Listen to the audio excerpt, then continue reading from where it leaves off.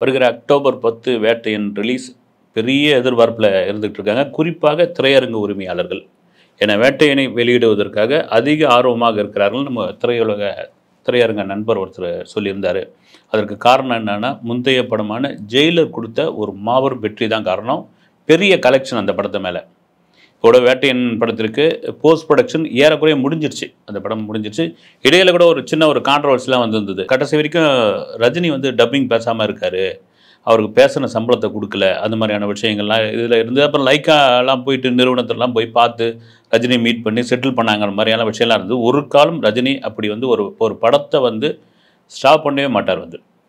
அவருக்கு என்னவோ அந்த படத்தை முடித்து அந்த படத்தை டப்பிங் பேசி கொடுத்தணும்.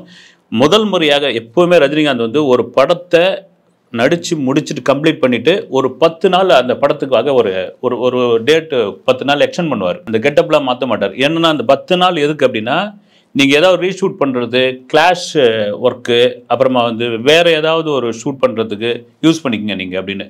அந்த 10 நாள் அவங்க எடுக்கலை அப்படின்னா உடனே இமிடியேட்டாக அந்த கெட்டப்பை மாற்றிடுவார். ஆனால் இப்போ தான் பார்த்தீங்கன்னா ஒரு 72 73 வயசில் ஒரு 30 வயசு இளைஞர் மாதிரி அப்படி துள்ளி குதிச்சிருக்காரு. ஒரு பக்கம் வேட்டையன் நடந்துருக்கு, இன்னொரு பக்கம் கூலி படத்தினுடைய படப்பிடிப்பு நடந்திருக்கு. கூலி படத்தை அவசியம் சொல்லி ஆகணும்.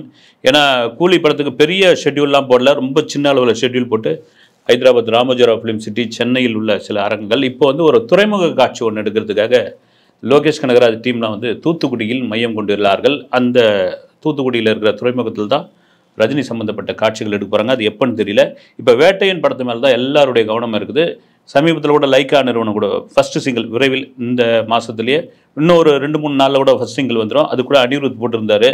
கலப்புறம் தலைவர் நிரந்தரம் அப்படின்னு ஜெயிலர் படத்தில் வர அந்த சாங் மாதிரி ஒரு வைபான சாங், ஒரு அதிரடி பாட்டு ரெடியாக இருக்குது ஃபஸ்ட் சிங்கிள் தலைவருக்காக அப்படின்னு அனிருத், குறிப்பாக தாசே ஞானவேல். இந்த படத்தில் அமிதாப், அப்புறமா பகத் பாசில், ராணா, ஒரு பேன் இந்தியா ஸ்டார்லாம் இருக்காங்க. என்ன இந்த படத்தில் சொல்ல போகிறார், ஒரு சமூக நீதி கருத்துள்ள ஒரு விஷயத்தை சொல்ல போகிறார் ஞானவேல், அல்லது வேறு ஏதாவது முக்கியமான ஒரு கமர்ஷியல் படமாக இந்த படம் எப்படி இருக்க போது, ஜெயிலரை தாண்டி ஒரு வசூல் கொடுக்குமா? லைக்கா நிறுவனத்துக்கு மிக மிக மிக முக்கியமான படங்க. ஏன்னா லைக்கா நிறுவனம் கொஞ்சம் ஸ்ட்ரகிளில் இருக்காங்க. ஏன்னா பொன்னியின் செல்வன் மாதிரியான ஒரு படைப்பெல்லாம் தமிழ் சினிமாவில் அவங்கள தவிர யாராலையும் கொடுக்கவே முடியாது. அவங்களுக்கு சில படங்கள் சரியாக போகலன்ற ஒரு விஷயம் இருக்கும்போது லைக்கா நிறுவனத்தை காப்பாற்றக்கூடிய அல்லது லைக்கா நிறுவனத்தை கொஞ்சம் மேலே கொண்டு வரக்கூடிய நிலையில் கண்டிப்பாக வேட்டையன் இருந்தே தீருது.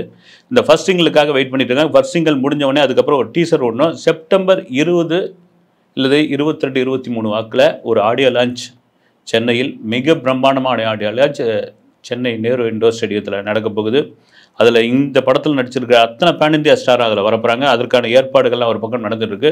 ஏன்னா வேட்டையின் மேலே அவ்வளோ கவனம் செலுத்துறதுக்கான காரணம் என்னென்னா, இந்த அக்டோபர் 10 ரொம்ப நாள் இல்லை, இதை வந்துடுச்சு. இதற்கான ப்ரொமோஷன்லாம் இப்போதுலேருந்து ஆரம்பித்தாதான் கரெக்டாக இருக்கும். இந்த படத்தையும் ஜெயிலர் மாதிரி ஒரு பெரிய ஹிட் படமாக கொடுக்கணுன்ற ப்ரெஷரில் ரஜினிகாந்த் உட்பட அதில் நடித்துள்ள அனைவருக்கும் இருக்குது.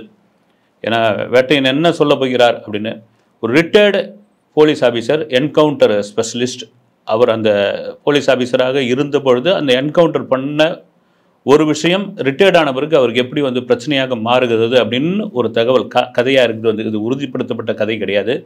இந்த லைன் கேட்கும்போதே நம்ம உற்சாகமாக இருக்குது. இதை தாண்டி கூலி படத்தினுடைய படப்பிடிப்பும் ஒரு பக்கம் ஜரூராக நடந்துகிட்டு இருக்கு. அதன் பிறகும் சில இயக்குநர்கிட்டலாம் அவர் கதை கேட்டுக்கிட்டு இருக்காரு. மாரி செல்வராஜ் அவரை வச்சு ஜெயிலர் 2 பண்ண போகிறான்ற மாதிரியான ஒரு உறுதிப்படுத்தப்படாத தகவல்லாம் வந்துகிட்டு இருக்கு. இதெல்லாம் தாண்டி இந்த வயதில் இப்படி ஒரு யங்ஸ்டர் மாதிரி இன்னைக்கு துள்ளி குதித்து அடித்து நொறுக்கிட்டு இருக்காருன்னா அது ஒன்லி ஒன் சூப்பர் ஸ்டார் ரஜினிகாந்தால் மட்டும்தான் முடியும். ஆனால் அந்த சோஷியல் மீடியாக்களில் பார்த்தீங்கன்னா தொடர்ச்சியாக எனக்கு சோஷியல் மீடியாவில் ஒன்றுமே புரியலைங்க. நான் யாருடைய ரசிகரும் கிடையாது. நான் பொதுவாக ஒரு பத்திரிகையாளர், ஒரு சினிமா பத்திரிகையாளர். நம்ம எல்லாருமே அவன் பார்த்துக்கிட்டு தான் வரோம்.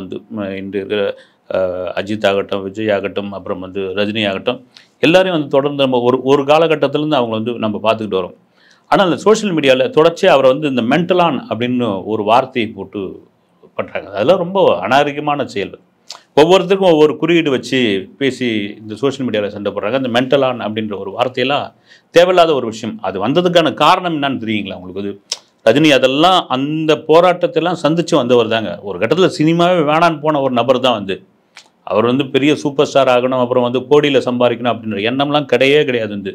ரஜினி ஒரு பழைய பேட்டி பொம்மையில் பொம்மைன்னு ஒரு சினிமா பத்திரிகை வந்தது ஒரு 40 வருஷத்துக்கு முன்னாடி. அந்த பொம்மையில் ஒரு பேட்டியில் சொல்லியிருப்பார், நான் வந்து டெய்லியும் ஒரு 2000 ரூபாய் எனக்கு கையில் கிடைக்கணும், ஒரு கேரக்டர் ரோல் கிடைக்கணும், ஒரு வில்லன் ரோல் கிடைக்கணும், 2000 ரூபாயில் ஒரு 1000 ரூபாய் சரக்கு போடணும், நல்லா சாப்பிடணும், மீதி 1000 ரூபாய் என் பேக்கெட்டில் வச்சுக்கணும். அப்படி தான் ஆசைப்பட்டேன். ஆனால் அந்த கடவுளும் கே பாலச்சந்தர் சாரும் தூக்கி என்னை வந்து சூப்பர் ஸ்டாராக என்னை உட்கார வச்சுட்டாங்க. எங்கேயும் நிம்மதியாக போய் ஒரு டீ கூட என்னால் குடிக்க முடியல அப்படின்ற ஆதங்கம் இன்னும் அவர்கிட்ட இருக்குது. இந்த ஒரு விஷயம் நீங்கள் சொல்கிறீங்களே இந்த வார்த்தை, அது ஒரு சம்பவம் இருக்குது. இந்த மென்டலான ஒரு வார்த்தை இருக்கு இல்லைங்களா, தயவுசெய்து அதை எனக்கே சொல்கிறதுக்கு இதுவாக இருக்குது. அலாவுதீனும் அற்புத விளக்கம்னு ஒரு படம் ஐவி சசி டைரக்ஷனில் அந்த படம் எடுக்கிறாங்க. கமலஹாசன் ரஜினிகாந்த் சம்பந்தப்பட்ட ஒரு காட்சி சத்யா ஸ்டுடியோவில் 1000 ஜூனியர் ஆர்டிஸ்ட் இருக்காங்க. இருந்த உடனே ஐவி சசி போயிட்டு லேண்ட்லைனில் அவசரமாக கே பாலச்சந்திர கூப்பிட்றாரு.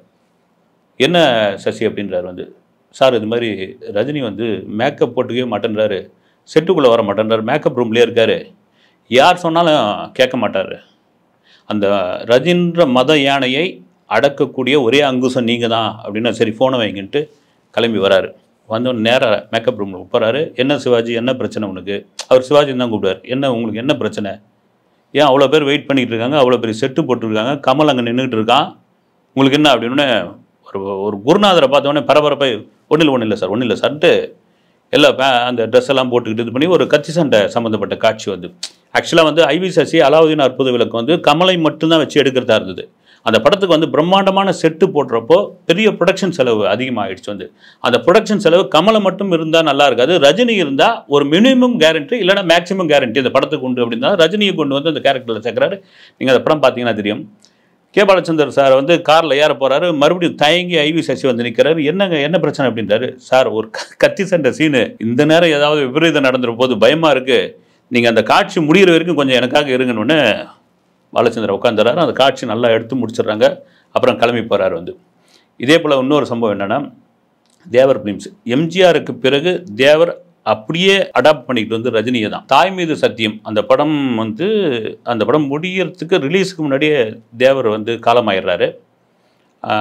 அந்த படம் அப்புறம் ரிலீஸ் பண்ணுறாங்க. தேவர் ஃபிலிம்ஸ் அப்படியே கொஞ்சம் உள்ளே வந்து மாப்பிள்ளை பையன் மருமக இவங்களுக்குள்ள குடும்ப தகராற மாதிரி அப்படியே கொஞ்சம் அவங்களுக்கு ஃபைனான்சியல் ரீதியாக சொத்து பிரச்சனை இதெல்லாம் வருது.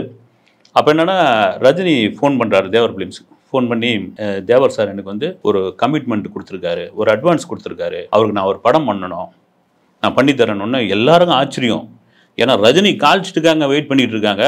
பாருங்கள், ஒரு அட்வான்ஸ் கொடுத்தது தேவர் அப்போ கொடுத்துருக்காரு. நிறைய பேர் நினச்சிருந்தா அட்வான்ஸ் கொடுத்தது சொல்லாமல் கூட இருந்திருக்கலாம். வந்து மனசாட்சி கேட்காமல் சொல்கிறாரு.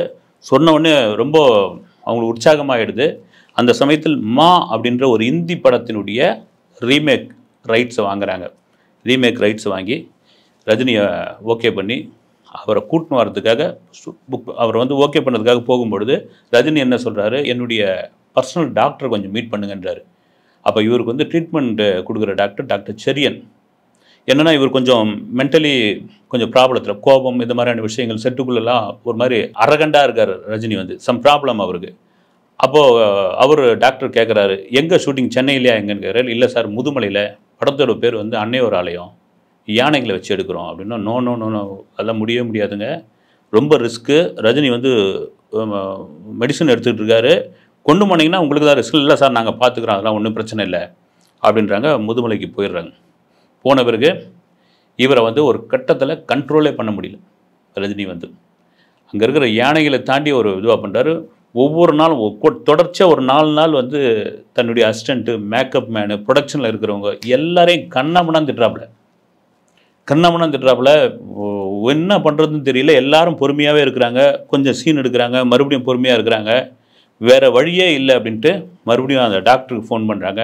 அவர் நான் தான் சொன்னேன் இல்லைங்களான்ட்டு அவர் சில டேப்லெட்லாம் சொல்கிறார். இவ்வளோ நேரம் தூங்கணும், இவ்வளோ நேரம் அவர் வந்து நிம்மதியாக வச்சுருங்க, இவ்வளோ கவனமாக வச்சுருங்க, இப்படிலாம் சொல்லிட்டு இருக்காங்க. இதற்கிடையில் ஒரு முக்கியமான சம்பவம் என்னென்னா, தேவர் ஃபிலிம்ஸில் பாலுராவ்னு ஒரு எடிட்டர் ஒருத்தர் இருந்தார்.